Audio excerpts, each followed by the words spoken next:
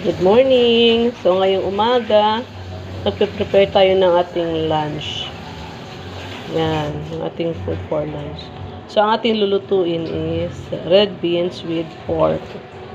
So, ayan yung ating red beans, ready na. Saka ating karne. So, palalambutin muna natin ng sabay.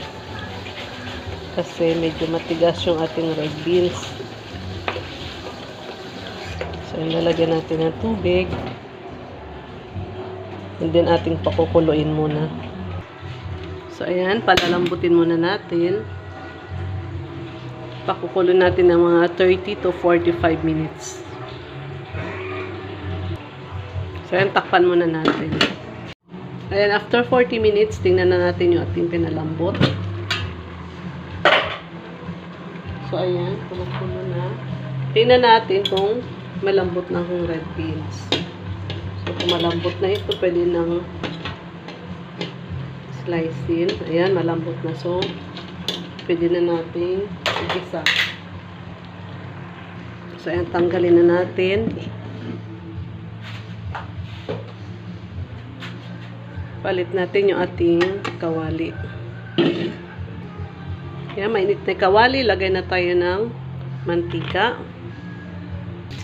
Ayan, so, ginisa na natin yung bawang sibuyas. Lagay na rin natin yung ating kamatis.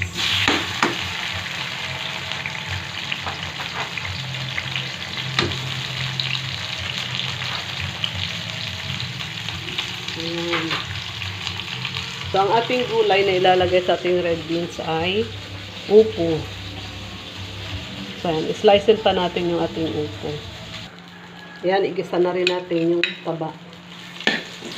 Taba ng baboy.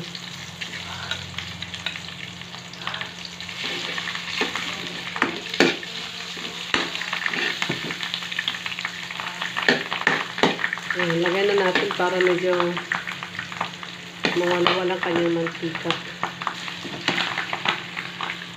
Ayan, lagay na rin natin yung laman. Tutukan na. Hinaan na lang natin yung apoy. Ayan, so ilagay na natin yung ating red beans.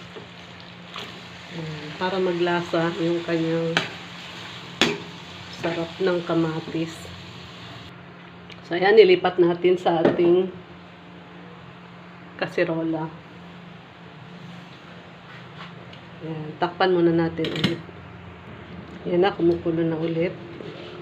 Ayan. So, medyo kulang na yung kanyang sabaw. Dagdagan natin ng tubig. And then, lagyan natin ng patis. Para kumagat yung lasa sa sabaw. Ayan, lagay na rin natin yung ating upo.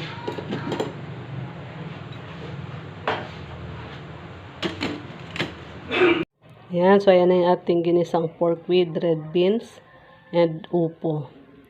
Thank you for watching. Hanggang sa muli. Thank you. Happy lunchtime.